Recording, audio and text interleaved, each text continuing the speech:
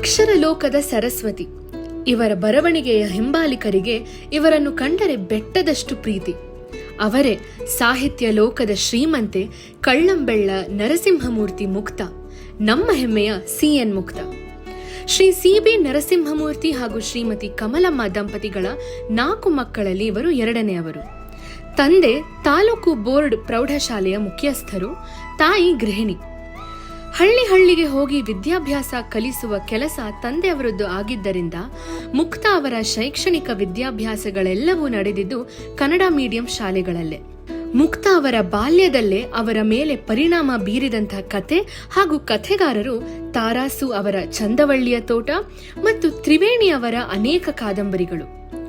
ಕಾದಂಬರಿಗಳ ಜೊತೆಗೆ ತಂದೆಗೆ ಇಷ್ಟವೆಂದು ಸಾಕಷ್ಟು ಸಣ್ಣ ಕಥೆಗಳನ್ನು ಕೂಡ ಮುಕ್ತ ಅವರು ಬರೆದಿದ್ದಾರೆ. ದೋಣಿ ಸಾಗಲಿ ಅನ್ನೋ ಇವರು ರಚಿಸಿದ ಕಾದಂಬರಿ ಶ್ರೀ SV ರಾಜೇಂದ್ರ ಸಿಂಗ್ ಬಾಬು ಅವರ ನಿರ್ದೇಶನದಲ್ಲಿ, ಸೌಂದರ್ಯ ಅವರ ಅಭಿನಯದಲ್ಲಿ ಅದೇ ಶೀರ್ಷಿಕೆಯಲ್ಲಿ ಚಲನಚಿತ್ರವಾಗಿದೆ. ಇವರು ರಚಿಸಿದ ಮೇಘಮಂದಾರ ಅನ್ನುವ ಕಾದಂಬರಿ ಶ್ರೀ ಕೋಡ್ಲು ರಾಮಕೃಷ್ಣ ಅವರ ನಿರ್ದೇಶನದಲ್ಲಿ ಮಿಸ್ ಕ್ಯಾಲಿಫೋರ್ನಿಯಾ ಎಂಬ ಚಿತ್ರವಾಗಿದೆ. ಸಾಕಷ್ಟು ಕಥೆ, ಕಾದಂಬರಿ, ಸಣ್ಣ ಕಥೆಗಳು ಬರೆದು ಕಾದಂಬರಿಗಾರ್ತಿ ಆಗಿ ಗುರುತಿಸಿಕೊಂಡಿರುವ ಮುಕ್ತ ಅವರ ನಿಜ ಬದುಕಿನ ಕಥೆ ನದಿಗೆ ಹೋಲಿಸಬಹುದು. ಹೆಣ್ಣು ನಿಂತ ನೀರಲ್ಲ, ಬೆಟ್ಟ, ಗುಡ್ಡ, ಗಿಡ, ಮರ ಎಲ್ಲೆಡೆ ಹರಿಯುವ ಮಹಾನದಿಯ ಹಾಗೆ ಅನ್ನೋದಕ್ಕೆ ಸರಿಯಾದ ಉದಾಹರಣೆ CN ಮುಕ್ತ ಅವರ ಜೀವನ. ಮಗಳಾಗಿ, ಅಕ್ಕನಾಗಿ, ತಂಗಿಯಾಗಿ ತನ್ನ ಸ್ವಂತ ಜೀವನವನ್ನು ಲೆಕ್ಕಿಸದೆ ಕುಟುಂಬಕ್ಕಾಗಿ ತನ್ನನ್ನು ತಾನೇ ಅರ್ಪಿಸಿಕೊಂಡು 34 ವರ್ಷಗಳ ಕಾಲ ಶಿಕ್ಷಕಿಯಾಗಿ, ಮುಖ್ಯೋಪಾಧ್ಯಾಯಿನಿಯಾಗಿ ಸರ್ಕಾರಿ ಪ್ರೌಢಶಾಲೆಯಲ್ಲಿ ಸೇವೆ ಸಲ್ಲಿಸಿ ನೂರಾರು ಮಕ್ಕಳಿಗೆ ಮಾತೆ ಹಾಗೂ ಜ್ಞಾನದಾತೆ ಆಗಿದ್ದಾರೆ. ಬಿಳಿ ಹಾಳೆಯ ಮೇಲೆ ಕಥೆ, ಕವನವನ್ನು ಬರೆಯೋರು ಈ ಕಾದಂಬರಿಗಾರರು. ಆದರೆ ಇಂಥ ಬರಹಗಾರರ ಬದುಕನ್ನು ಬ್ರಹ್ಮ ಏನು, ಹೇಗೆ ಬರೆದಿದ್ದಾನೆ ಅನ್ನೋದರ ನೇರ, ದಿಟ್ಟ, ಮುಕ್ತ ದರ್ಶನ CN ಮುಕ್ತ ಅವರ ಜೀವನದ ಕಥೆ. ನೂರೊಂದು ನೆನಪು. ವೀಕ್ಷಕರೇ, ಸ್ನೇಹಿತರೆ, ನಮಸ್ಕಾರ. ನಿಮ್ಮೆಲ್ಲರಿಗೂ ನಿಮ್ಮ ಪ್ರೀತಿಯ ರಘುರಾಮ್ ಮಾಡುವ 101 ನಮಸ್ಕಾರಗಳು, 101 ನೆನಪು ಕಾರ್ಯಕ್ರಮಕ್ಕೆ ಸ್ವಾಗತ, ಸುಸ್ವಾಗತ. ಮತ್ತೆ ನನ್ನ ತವರೂರಲ್ಲಿದ್ದೀನಿ, ನನ್ನ ಮೈಸೂರಿನಲ್ಲಿದ್ದೀನಿ. ಇಲ್ಲಿ ತುಂಬ ಖುಷಿಯಾಗಿರೋ ವಿಚಾರನ ನಾನು ಸ್ವಲ್ಪ ಇಲ್ಲಿ ಹೇಳಲೇಬೇಕು. ಯಾಕೆಂತಂದರೆ ಒಂದು 2 ನಿಮಿಷ ಸ್ವಲ್ಪ ಒಂಚೂರು ಲೆಂತಿ ಇರುತ್ತೆ ಈ ಓಪನಿಂಗ್ ಬಿಟ್ಟು ಕ್ಷಮೆ ಇರಲಿ. ಬರಹಗಾರರ ಸರಣಿನ ನಾನು ಪ್ರಾರಂಭ ಮಾಡಿದ್ದೀನಿ. ತುಂಬ ಒಳ್ಳೆ ಪ್ರತಿಕ್ರಿಯೆ ಕೊಟ್ಟಿದ್ದಾರೆ. ಮೊದಲನೇದಾಗಿ ನಮ್ಮ HG ರಾಧಾದೇವಿ ಮೇಡಮ್ ಅವರ ಮಗಳು ಲಕ್ಷ್ಮೀ ಮೇಡಮ್ ಅವರಿಂದ ಸ್ಟಾರ್ಟ್ ಮಾಡಿದ್ವಿ. ಉಷಾ ನವರತ್ನರಾಮ್ ಅವರ ಮಕ್ಕಳು ಆರತಿ ಮೇಡಮು, ಅದಾದಮೇಲೆ ಅವರ ಆಶ್ರಯ ಮೇಡಮ್ ಮಾಡಿದ್ವಿ. ಎಲ್ಲದಕ್ಕೂ ನೀವು ತುಂಬ ಪ್ರೀತಿ ಪ್ರೋತ್ಸಾಹ ಕೊಟ್ಟಿದ್ದೀರ. ಸಾಕಷ್ಟು ಜನ ನನಗೆ ನೀವು ಇದನ್ನು ಮುಂದುವರಿಸಿ ಈ ಟೈಮ್ನಲ್ಲಿ ಅಂತ ಕೇಳಿದ್ರೆ, ಖಂಡಿತ ನಿಮ್ಮ ಆಜ್ಞೆನ ಪಾಲಿಸೋದೇ ನನ್ನ ಕೆಲಸ. ಸೊ ನಾನು ಅದನ್ನು ಮಾಡ್ತಾ ಇದ್ದೀನಿ. ಹಾಗೆ ಆರತಿಯವರ ಸರಣಿ ಮಾಡಿದಾಗ, ಆಶ್ರಯವರ ಸರಣಿ ಮಾಡಿದಾಗ, ರಾಧಾದೇವಿಯವರ ಮಗಳ ಸರಣಿ ಮಾಡಿದಾಗ ನೀವೆಲ್ಲ ಕಮೆಂಟ್ ಮಾಡಿದ್ರಿ. ಏನು ಕಮೆಂಟ್ ಮಾಡಿದ್ರಿ? ತುಂಬ ಕಮೆಂಟ್ ಮಾಡಿದ್ದಾರೆ. ಅದರಲ್ಲಿ ಹಲವಾರು ಜನ ಈ ಕಮೆಂಟ್ ಮಾಡಿದ್ರಿ. ಅದನ್ನು ಸ್ಕ್ರೀನ್ಶಾಟಲ್ಲಿ ಹಾಕ್ತೀನಿ ನಾನೀಗ. CN ಮುಕ್ತ ಅವರ ಸಂದರ್ಶನ ಮಾಡಿ, CN ಮುಕ್ತ ಅವರ ಸಂದರ್ಶನ ಮಾಡಿ ಅಂತ. ನನಗೂ ಒಂದು ಹೆಮ್ಮೆ, ಗೌರವ ಇವ್ರನ್ನ ಸಂದರ್ಶನ ಮಾಡೋದು. ಕಾರಣ, ರಾಧಾದೇವಿ ಮೇಡಮ್ ಅವ್ರ ಸರಣಿ ಮಾಡಿದಾಗ ಅವ್ರ ಮಗಳು ಲಕ್ಷ್ಮೀ ಮೇಡಮ್ ಮೂಲಕ ನನಗೆ ಮುಕ್ತ ಮೇಡಮ್ ಅವ್ರ ನಂಬರ್ ಸಿಕ್ತು. ಆ್ಯಂಡ್ ಆರತಿ ಮೇಡಮ್ ಅವರು ಕೊಡ್ತೀನಿ ಅಂತ ಇಂಟರ್ವ್ಯೂನಲ್ಲೇ ಹೇಳಿದರು. ಬಟ್ ಅದಕ್ಕೆ ಮುಂಚೆನೇ ಪಾಪ ಲಕ್ಷ್ಮೀ ಮೇಡಮ್ ಅವ್ರು ಕೊಟ್ಟಿದ್ದರು. ನಾನು ಮಾತಾಡಿದೆ. Very very very very surprising ಏನಪ್ಪ ಅಂತಂದರೆ, ನನಗೆ ಒಂದು ತುಂಬ ಪೂಜ್ಯಭಾವ ಬಂದಿರೋದೇನೆಂದರೆ, ಇವರು ನನ್ನ ತಾಯಿಯ ಒಂದು ಕಾಲೇಜ್ ಮೇಟ್ ಆಗಿದ್ದರಂತೆ. ನನಗದು ತುಂಬ ಸರ್ಪ್ರೈಸ್ ಆಗೋಯಿತು. ಆ್ಯಂಡ್ ಎಲ್ಲೋ ನನಗೆ ನಮ್ಮ ಬಳಗದಲ್ಲಿ ನನ್ನ ರಿಲೇಟಿವ್ ಕೂಡ ಆಗಬೇಕು ಅನ್ನೋದು ನನಗೆ ಆವಾಗಲೇ ಗೊತ್ತಾಗಿದೆ. ತಾಯಣಗಳು ಅಲ್ಲಿವರೆಗೂ ನನಗೆ ಗೊತ್ತಿರಲಿಲ್ಲ. ನಾನು ಇವಾಗ ಅದೇ ಹೇಳ್ತಿದ್ದೆ ಕ್ಯಾಮ್ರಾ ರೋಲ್ ಆಗೋದಕ್ಕಿಂತ ಮುಂಚೆ. ನನಗೆ ಮೊದಲೇ ಗೊತ್ತಿದ್ದು ನಾನು ಯಾವತ್ತೂ ಬಂದು ಅಟ್ಲೀಸ್ಟ್ ನಿಮ್ಮನ್ನು ಮಾತಾಡಿಸ್ಕೊಂಡು ಹೋಗ್ತಿದ್ದೆ ಅಂತ. ನನ್ನ ತಾಯಿಯ ಸಮಕಾಲನವರು, ನನ್ನ ತಾಯಿ ಸಮಾನನೇ ಅಂತ ಹೇಳ್ಬೋದು. ನನಗಿವಾಗ ಅಮ್ಮ ಇಲ್ಲದೇ ಇರೋ ಕಾರಣದಿಂದ ಸೊ ಅವ್ರನ್ನ ಇಂಟರ್ವ್ಯೂ ಮಾಡ್ತಾ ಇರೋದು ನನಗೆ ವೈಯಕ್ತಿಕವಾಗಿ ತುಂಬ ಖುಷಿ ಕೊಟ್ಟಿದೆ. ಅದು ನನ್ನೂರಲ್ಲಿ, ನಮ್ಮ ತವರೂರಲ್ಲಿ, ನಮ್ಮ ಮೈಸೂರಿನಲ್ಲಿ ತುಂಬ ಖುಷಿ ಕೊಟ್ಟಿದೆ. ಸೊ ನಿಮಗೂ ಕೂಡ ನಮ್ಮ CN ಮುಕ್ತ ಅವರ ಬದುಕಿನ ಕತೆಗೆ ಸ್ವಾಗತ, ಸುಸ್ವಾಗತ. ನಿಮಗೆಲ್ಲ ಗೊತ್ತು, ಈ ಕಾರ್ಯಕ್ರಮ ಮಾಡಬೇಕಾದ್ರೆ ನಿಮ್ಮ ರಘುರಾಮ್ ಮುಖಕ್ಕೆ ಬಣ್ಣ ಹಚ್ಚಲ್ಲ, ಬಣ್ಣದ ಮಾತಾಡಲ್ಲ. ಆದರೆ ನಮ್ಮ ಬಣ್ಣದ ಲೋಕದ ಅಪರೂಪದ ವ್ಯಕ್ತಿಗಳನ್ನ, ಅವರು ಮಾಡಿರುವ ಸಾಧನೆಗಳನ್ನ, ಅವರು ಕಟ್ಟಿಕೊಟ್ಟಿರುವ ಚಿತ್ರರಂಗದ ದಾಖಲೆಯ ಕಥೆಗಳನ್ನ ನಿಮ್ಮ ಮುಂದೆ ದಾಖಲಿಸೋದು ಮರೆಯಲ್ಲ ಅಂತ ಹೇಳ್ತಾ ಮತ್ತೊಮ್ಮೆ ಮಗದೊಮ್ಮೆ ತಮ್ಮೆಲ್ಲರಿಗೂ ಸ್ವಾಗತ, ಸುಸ್ವಾಗತ. ಸ್ನೇಹಿತರೆ, ಈಗಿದ್ದೀನಿ ನಮ್ಮ CN ಮುಕ್ತ ಅವರ ಮನೆಯಲ್ಲಿ, ಅವ್ರ ಪಕ್ಕನೇ ಕೂತಿದ್ದೀನಿ. ಅಮ್ಮ ನಮಸ್ಕಾರ. ನಮಸ್ಕಾರ ಅಮ್ಮ, ಹೇಗಿದ್ದೀರಾ? ಪರವಾಗಿಲ್ಲ, ಸಕಲಾಗಿದ್ದೀರಾ? ಪರವಾಗಿಲ್ಲ ಅಲ್ಲ, ಸೂಪರ್ ಆಗಿದ್ದೀರಾ, ಚೆನ್ನಾಗಿದ್ದೀರಾ. ಖುಷಿ ಆಯ್ತಮ್ಮ ನಿಮ್ಮನ್ನು ನೋಡಿ. ನನಗೂ ನಿಮ್ಮನ್ನು ನೋಡಿ ಖುಷಿ ಆಯಿತು. ಒಂದು ವಿಚಾರ, ನನ್ನ ಸಹಪಾಠಿಯಾಗಿದ್ದ ಉಷಾದೇವಿ ಮಗ ನೀವು ಅನ್ನೋದೊಂದು. ನನಗೆ ಅದೇ ಟಚ್ ಆಗಿದೆ. ಮತ್ತೆ ಎರಡನೇ ವಿಚಾರ ಏನು ಅಂದರೆ, ಈಗ ಪ್ರಸ್ತುತ ಪರಿಸ್ಥಿತಿಯಲ್ಲಿ ಸಾಮಾನ್ಯವಾಗಿ ಸಿನಿಮಾ ರಂಗದವ್ರಿಗೆ, ಕಿರುಚಿತ್ರ ಮಾಡೋರಿಗೆ, ರಿಯಾಲಿಟಿ ಶೋ ಮಾಡೋರಿಗೆ ಅಂಥವ್ರಿಗೆ ಬಹಳ ಪ್ರಾಮುಖ್ಯತೆ. ಆದರೆ ನೀವು ಲೇಖಕಿಯರನ್ನ ಸಂಪರ್ಕಿಸಿ ನಮ್ಮಂಥವ್ರನ್ನೆಲ್ಲ ನೀವು ಸಂಪರ್ಕ ಮಾಡಲಿಕ್ಕೆ ಬಂದಿದ್ದೀರಾ. ನನಗೆ ಆ ವಿಚಾರ ನೀವು ಆಶೀರ್ವಾದ ಮಾಡಬೇಕು, ಕೈ ಮುಗಿಬೇಡಿ ದಯವಿಟ್ಟು, ನಮ್ಗೆ ಕೈ ಮುಗಿಬೇಡಿ. ನೀವು ನನ್ನ ಕರ್ತವ್ಯ ಇದಂದರೆ ಮೊದಲನೇದಾಗಿ ನಾನು ಸಾರಿ ಕೇಳ್ತೀನಿ. ಯಾಕೆ ಗೊತ್ತಾ, ನಿಮ್ಮಂಥ ಬರಹಗಾತಿಯರು, ಲೇಖಕಿಯರು, ಕಾದಂಬರಿಗಾತಿಯರು ಇವ್ರನ್ನೆಲ್ಲ ತುಂಬ ತಡವಾಗಿ ನಾನು ಇಂಟರ್ವ್ಯೂ ಮಾಡ್ತಾ ಇದ್ದೀನಿ. ನಾನು ಯಾವತ್ತೂ ಮಾಡಬೇಕಾಗಿತ್ತು. ಏಕೆಂದರೆ ನೀವುಗಳೆಲ್ಲ ಸೇರಿ, ನಿಮ್ಮಂಥ ಸಾಕಷ್ಟು ಜನ ಮಹನೀಯರು, ಬರಹಗಾರರು ಎಲ್ಲ ಸೇರಿ ಕಟ್ಕೊಟ್ಟಿರೋ ಚಿತ್ರರಂಗ ನಮ್ಮದು. ನೀವೆಲ್ಲ ಸೇರಿ ಅಷ್ಟು ಭದ್ರವಾದ ಒಂದು ಅಡಿಪಾಯ ಹಾಕ್ಕೊಟ್ಟಿದ್ದೀರ. ನಾವೆಲ್ಲ ಅಲ್ಲಿ ಫ್ರೂಟ್ಸ್ ತಿಂತಾ ಇದ್ದೀವಿ ಇವಾಗ. ಸೊ ನಾವು ಇಷ್ಟು ವರ್ಷಗಳ ಕಾಲ ನಿಮ್ಮನ್ನು ಮಾತಾಡ್ತಾ ಇದ್ದದಕ್ಕೆ ಕ್ಷಮೆ ಇರಲಿ. ನೀವು ಕೈ ಮುಗಿಬಾರ್ದು, ನಾವು ನಿಮ್ಮ ಆಶೀರ್ವಾದ ತಗೋಬೇಕು, ನೀವು ಕೈ ಮುಗಿಬಾರ್ದು. ನನಗನ್ಸುತ್ತೆ ಈಗಲೂ ಕೂಡ ಬರಹಗಾರರಿಗೆ ಇರೋ ಬೆಲೆ ಇದ್ದೇ ಇದೆ. ಓದುಗರಾದ ಅವರದೇ ಒಂದು ವರ್ಗ ಇದೆ ಅಂತ ನನಗನ್ನಿಸ್ತಾ ಇದೆ. ಯಾಕೆಂದರೆ ನಾವು ಈಗ ಪುಸ್ತಕಗಳನ್ನು ಪ್ರಕಟಿಸಿ ಅದನ್ನು ಓದೋಕ್ಕೆ ತೊಗೊಂಡೋದಾಗ ಬಹಳ ಅಭಿಪ್ರಾಯಗಳು ಬರುತ್ತೆ. ಆದರೆ ಹಿಂದೆ ಸಿಗ್ತಿದ್ದ ಒಂದು ಅಭಿಪ್ರಾಯ, ಆ ಯುಗ ಇತ್ತಲ್ಲ, ಸರ್ಕ್ಯುಲೇಟಿಂಗ್ ಲೈಬ್ರರಿಗಳಿದ್ದಾಗ ಅದು ಒಂದು ಥರ ನಮಗೆ ಒಂದು ಹೊಸ ಪ್ರಪಂಚವನ್ನೇ ಸೃಷ್ಟಿಸ್ಕೊಡ್ತಿತ್ತು ಅಂತ ಹೇಳ್ಬೋದು. ಏಕೆಂದರೆ ನಮ್ಮ ಪುಸ್ತಕಗಳನ್ನು ತಗೊಂಡು ಹೋಗಿ ಓದ್ತಾ ಇದ್ರು, ಓದಿ ಪತ್ರಗಳನ್ನು ಬರೀತಾ ಇದ್ರು ನಮಗೆ. ನಾನು ಮಾತಾಡ್ತೀನಿ ಅದನ್ನೆಲ್ಲ. ನಾನು ತುಂಬ ವಿಚಾರಗಳು ಕೆಲವೊಂದಿಷ್ಟು ಸಂಗ್ರಹ ಮಾಡ್ಕೊಂಡು ಬಂದಿದ್ದೀನಿ ನಾನು ನಿಮ್ಮ ಬಗ್ಗೆ ಮಾಹಿತಿ. ಇಲ್ಲಿ ಇನ್ನೊಬ್ಬ ವ್ಯಕ್ತಿ ಬಗ್ಗೆ ನಾನು ಹೆಸರು ಹೇಳೋದು ಮರೆತೆ ಕ್ಷಮೆ ಇರಲಿ, ಸ್ವಲ್ಪ ತಡವಾಗಿ ಹೇಳ್ತಾ ಇದ್ದೀನಿ. ನಿಮ್ಮ ತಮ್ಮ ಅವರ ಶ್ರೀಮತಿ ರಾಜೇಶ್ವರಿ ಮೇಡಮ್ ಅವರಿಗೆ ನಾನು ತುಂಬ ಹೃದಯದ ಧನ್ಯವಾದಗಳನ್ನ ತಿಳಿಸ್ತೀನಿ. ಯಾಕೆಂತಂದರೆ ಮುಕ್ತಾ ಮೇಡಮ್ ಹತ್ರ ನಾನು ಮಾತಾಡೋಕ್ಕಿಂತ ಮುಂಚೆ ಅವ್ರ ಜೊತೆಗೆ ಮಾತಾಡಿ, ಅಂದರೆ ಮುಕ್ತಾ ಮೇಡಮ್ ಹತ್ರ ಮಾತಾಡಿದ್ದೆ ಸಂದರ್ಶನದ ವಿಚಾರವಾಗಿ. ಅವ್ರ ಹತ್ರ ನಾನು ಮಾತಾಡೋಕ್ಕೆ ಮುಂಚೆ ನಮ್ಮ ರಾಜೇಶ್ವರಿ ಮೇಡಮ್ ಹತ್ರ ಮಾತಾಡಿ, ಅವರು ಕೂಡ ನಮ್ಮ ಚಾನಲ್ನ ನೋಡಿ ನಮ್ಮ ಚಾನಲ್ ಬಗ್ಗೆ ಒಂದಿಷ್ಟು ಪ್ರೀತಿ ಮಾತುಗಳನ್ನ ಮೇಡಮ್ ಅವ್ರಿಗೆ ಹೇಳಿದ್ಮೇಲೆ ಅಮ್ಮ ಅವರು ತುಂಬ ಖುಷಿಯಾಗಿ ಒಪ್ಕೊಂಡ್ರು.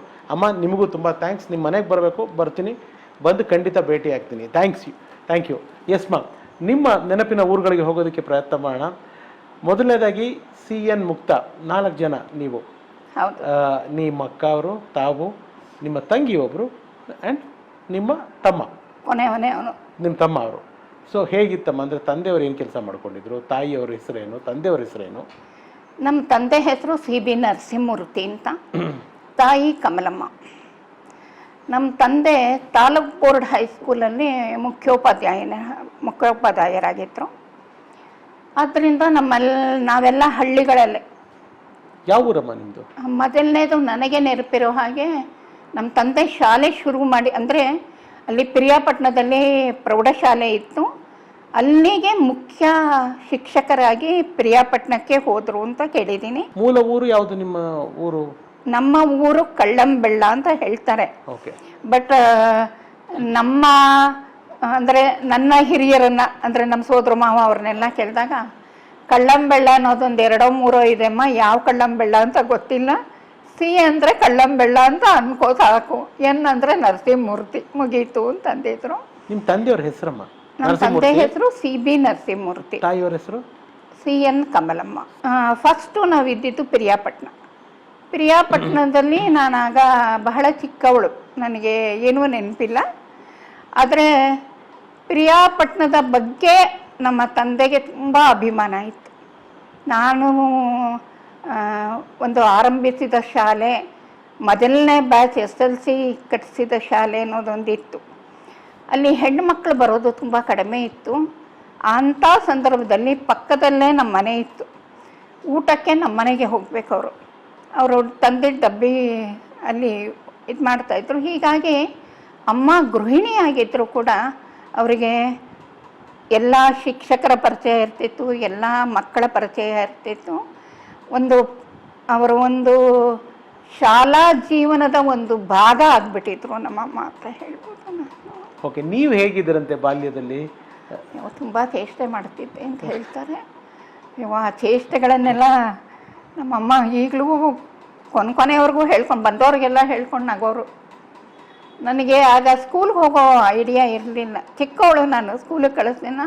ಅಕ್ಕ ಹೋಗ್ತಿದ್ಲಲ್ಲ, ನಾನು ಸ್ಕೂಲ್ಗೆ ಹೋಗ್ತೀನಿ ಅಂತಿದ್ನಂತೆ. ಒಂದು ಪ್ರಸಂಗ ಹೇಳೋರು, ಯಾವಾಗಲೂ ಹೇಳೋರು.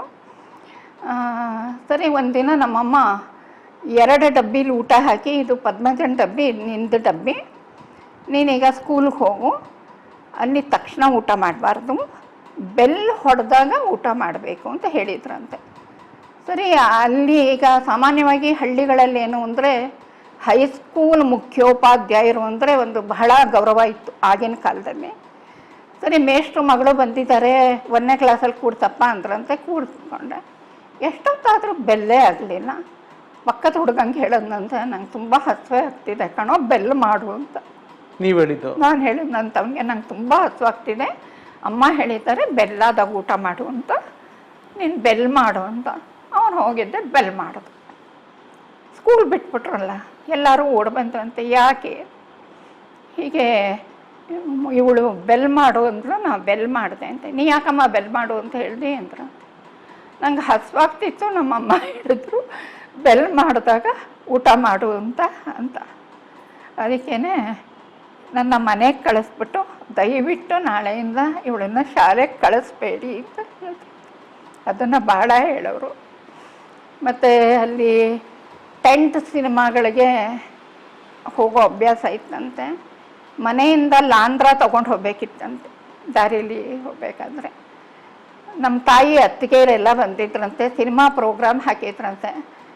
ಎಲ್ಲರೂ ಹೊರಟಾಗ ನಾನು ನಮ್ಮಮ್ಮಂಗೆ, ನೀನು ನನ್ನನ್ನೂ ಎತ್ಕೋಬೇಕು, ಲಾಂಧ್ರನೂ ಹಿಡ್ಕೋಬೇಕು ಅಂತ ಗಲಾಟೆ ಮಾಡಿ ಅವತ್ತಿನ ಸಿನಿಮಾ ಪ್ರೋಗ್ರಾಮ್ ಕ್ಯಾನ್ಸಲ್ ಆಯಿತು ಅಂತ ಹೇಳಿ, ಇದು ಪಿರಿಯಾಪಟ್ಟಣದ ನೆನಪು ಅಂತ ನಾನು ಹೇಳ್ಬೋದು. ನೀವು ಅಪ್ಪನ ಮಗಳಾಗಿದ್ರು, ಅಮ್ಮನ ಮಗಳಾಗಿದ್ರು? ನಿಜ ಹೇಳಬೇಕಂದ್ರೆ ಮೊದಲು ಎಲ್ಲ ಅಪ್ಪನ ಮಗಳೇ. ಬಟ್ ಅಪ್ಪ ಹೋದ ಮೇಲೆ ತುಂಬ ಹೆಚ್ಚಿನ ವರ್ಷ ನಾನು ಅಮ್ಮನ ಜೊತೆ ಇದ್ದೆ. ಬಟ್ ಕ್ರಮೇಣ ನಾನು ಅಮ್ಮನ ಅರ್ಥ ಮಾಡಿಕೊಂಡೆ ಅನ್ಸುತ್ತೆ. ಮುಂಚೆ ಎಲ್ಲ ನನಗೆ ಅಪ್ಪನೇ ಬಹಳ.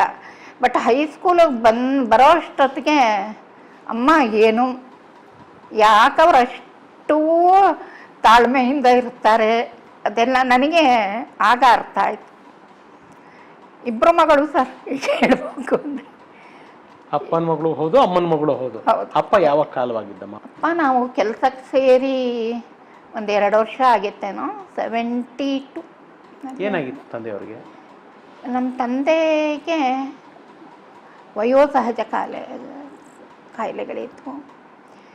ನಂತರ ಅವರಿಗೆ ಒಂದು, ನಾನು ಹೇಳ್ತೇನಲ್ಲ, ಅವ್ರಿಗಲ್ಲಿ ಒಂದು ಕೊರಗಿತ್ತು ಅಂತ ನಾನು ಅಂದ್ಕೊಳ್ತೀನಿ. ಅವರಿಗೆ ಮಗನ ಇಂಜಿನಿಯರಿಂಗ್ ಓದಿಸ್ತಾ ಇದ್ದರು. ಅವನಿಗೆ ಲೆಕ್ಚರರ್ ಪೋಸ್ಟ್ ಇಷ್ಟ ಇರಲಿಲ್ಲ. ಆದರೆ ಅವನು ಅನಿವಾರ್ಯವಾಗಿ ಮೈಸೂರಿನ ದೇಸಿ ಕಾಲೇಜಲ್ಲಿ ಲೆಕ್ಚರರ್ ಆಗಿ ಸೇರಬೇಕಾಯಿತು. ಅವನ ದೃಷ್ಟಿಯಲ್ಲಿ ಇದು ಒಳ್ಳೆ ಕೆಲಸ ಅಲ್ಲ, ನಾನು ಇಂಜಿನಿಯರ್ ಆಗಿ ಕಂಪ್ಯೂಟರ್ ಸೈನ್ಸಲ್ಲಿ ಇದು ಮಾಡಿ ನಂಗೆ ಲೆಕ್ಚರರ್ ಆಗೋಕ್ಕೆ ಇಷ್ಟ ಇಲ್ಲ ಅಂತ ಅವ್ರಿಗೆ ಅನ್ನಿಸ್ತಿತ್ತು.